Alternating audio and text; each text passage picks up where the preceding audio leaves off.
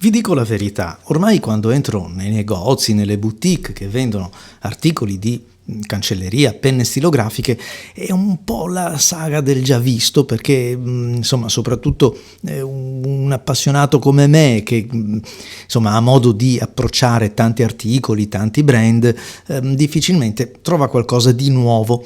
Insomma, vengo contraddetto invece da questo taccuino prodotto da Penco. Un taccuino che al tatto, avendo la copertina in polipropilene, non mi aveva certamente conquistato, però un po' per sfida così l'ho acquistato, perché comunque mi piaceva la carta, una carta che trovo molto simile a quella del blocco Habana della Quo Vadis, quindi una Clairefontaine per intenderci, e bella la tonalità, una crema abbastanza decisa, non si può definire avorio, quadretto da 5 mm.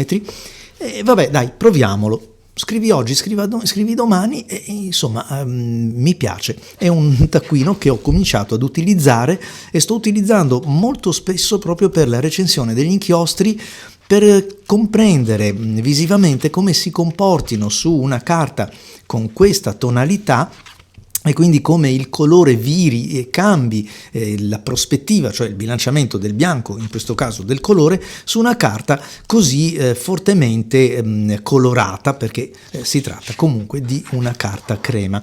Inoltre la rigatura è una di quelle che apprezzo, perché è ben visibile, è un bel tracciato, quindi aiuta, sì, però è anche abbastanza gentile, non è così invadente. Sta di fatto che lo sto utilizzando.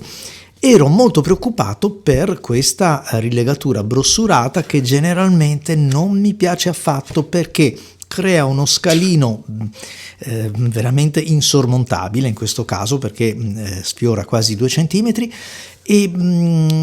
però invece non ho trovato grandi difficoltà, anche perché lo sto utilizzando soltanto da una parte, e poi, come mia consuetudine, quando avrò terminato l'ultima pagina nel verso della copertina, lo girerò e comincerò a scrivere dall'altra parte.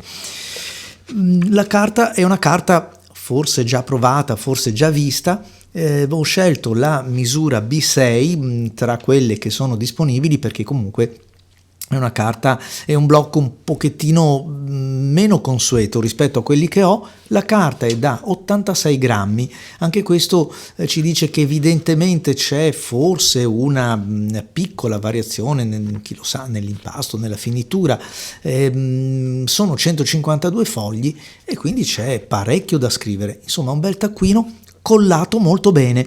Poi è anche facile da impugnare, perché il polipropilene, ne possiamo dire quello che vogliamo, però è antigraffio, è antiscivolo, perché lo afferriamo, non ha paura di niente, si piega ma non fa pieguzze, non fa orecchiette brutte a vedersi. Insomma, mi è piaciuto davvero. Venendo invece alla qualità della scrittura, è una carta che, vi ho detto, apprezzo per altri versi. Mi piace come variante al bianco per dare un po' di risalto, per esempio all'inchiostro marrone, all'inchiostro sepia, ma anche il nero e certi blu sono decisamente interessanti, ovviamente meno indicata per l'azzurro, per il rosso, per quelle tinte che mischiate al giallo, insomma, virano pesantemente.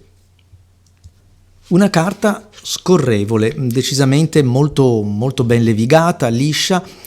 Mi piace più il quadretto che il rigo, perché esiste anche in altre varianti, proprio perché gli dà invece quel lievissimo attrito che un po' la stampatura a caldo, un po' anche proprio la trama della rigatura stessa conferisce alla finitura superficiale. Vi lascio alle immagini, sarebbero davvero molte perché l'ho utilizzato tanto in questo periodo, e come sempre vi ricordo che chi fosse interessato all'acquisto lo può trovare da Gold Pen, e utilizzando nella nota dell'ordine il nickname dell'iscrizione al canale, al mio canale YouTube, può avere anche senza dubbio un simpatico omaggio. Ciao amici e alla prossima!